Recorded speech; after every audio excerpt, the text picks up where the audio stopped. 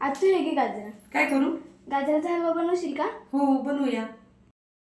जय शिवराय मैत्रिणी बघा, आज मी गाजराचा हलवा बनवते. म्हटलं सारा म्हटली आत्तू गाजराचा हलवा बनव. म्हटलं ठीक आहे चला, मग साराची इच्छा पूर्ण करूयात. मग गाजरं घेतलेत बघा मी 1 किलो, आणि त्याच्या धुवून घेतले स्वच्छ, किसून पण घेतलेत. पण किसून घेताना मी साले काढलेले नाही आहेत, कारण सगळा अर्क निघून जातो ना सालीमध्ये, तरी विटॅमिन वगैरे असते ना, त्याच्यामुळे मी काही काढत नाही साले. मग बघा कढईमध्ये 2-3 चमचे तूप घातले, साजूक तूप. त्याच्यामध्ये हा आपला गाजराचा किस जो आहे तो मी पूर्णपणे त्याच्यातलं पाणी काढून घेतलं आणि मगच टाकला आहे तो, कारण पाण्यामध्ये शिजवायचा नाही आहे आपल्या, त्याचं पाणी खूप सुटलेलं असते, ते त्या पाण्यामध्ये नाही शिजवायचा, म्हणून मला दुधामध्ये शिजवायचं आहे, म्हणून मग मी पाणी सगळं काढून घेतलं आहे. आणि पाणी काढून घेतल्यानंतर बघा हा सगळा किस मिक्स करून घ्यायचं आहे. आणि मग 1 किलो गाजरं घेतलेत बघा, त्याच्यासाठी मी अर्धा किलो दूध घेतलं आहे. बघा हे पूर्ण मिक्स वगैरे करताना मी बिलकुल म्हणजे स्लो गॅसवरतीच म्हणजे शिजवलं आहे. लो गॅसवरती शिजवल्यानंतर खूप छान टेस्ट पण येते बघा त्याला. मग ह्याच्यामध्ये आता मिक्स झाल्यानंतर बघा सगळं ह्याच्यामध्ये मी दूध घालून घेतले, आणि दूध घातल्यानंतर पण चांगला मिक्स करून घ्यायचा, पण स्लो गॅसवरती शिजवायचं. ह्याला बिलकुल म्हणजे ह्याच्यावरती झाकण वगैरे ठेवायचं नाही आहे. आणि बघा एवढा छान टेस्टी होतो ना, तुम्ही एकदा खरंच नक्की करून बघा अशा प्रकारे.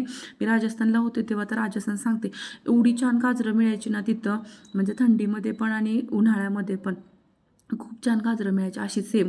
पण ही गाजरं मला वर्षभर मी शोधली बघा गावाकडं, पण मला मिळालीच नाही. मुंबईवरून शेवटी भाव आला, मावस भाऊ, तेव्हा तो येताना घेऊन आला बघा. ह्याच्यामध्ये आता मी ड्रायफ्रूट टाकलेत, ड्रायफ्रूट पण त्याच्यासोबतच शिजून जातात, त्यामुळं मी ज्या वेळेला घालते त्याच वेळेला मी ड्रायफ्रूट पण टाकून देते. आणि बघा आता मी साखर घातली वरून, आणि साखरेला पण भरपूर पाणी सुटते बघा. पाणी सुटल्यानंतर ते पाणी म्हणजे पूर्णपणे आटून द्यायचं आहे. आणखीन म्हणजे पूर्ण हलवत राहायचं आहे सारखं, कारण लागण्याची शक्यता भरपूर असते, कारण आता तो पूर्ण हलवा झालायच बऱ्यापैकी, फक्त साखर आटली की मग ते रेडी होतं. आता बघा त्याच्यामध्ये मी थोडं 2 चमचे मिल्क मेड घालते, म्हणजे खूप टेस्ट पण खूप छान येते आणि कलर पण येतोय बघा त्याला. बघा आता मिल्क मेड मिक्स करून घेते, आणि ह्याच्यामध्ये थोडंसं वेलची पावडर, आणि वेलची पावडर शेवटीच टाकून द्यायचं, म्हणजे वास छान राहून जातो मग गाजराच्या हलव्यामध्ये. आणि बघा आता तुम्ही नॉनस्टिकच्या कढईमध्ये बनवू नका, जर्मलच्या शक्यतो कढईमध्ये बनवा. आता जर्मलच्या कढईमध्ये बनवल्यानंतर पण छान टेस्ट येते. चला, तुम्हाला आवडली असेल रेसिपी तर लाईक करा, शेअर करा, सबस्क्राईब करायला विसरू नका. चला साराला विचारूया, आवडला का हा गाजराचा सारा हलवा? खाऊन बघ कसा झालाय. छान झाला आज तो हलवा.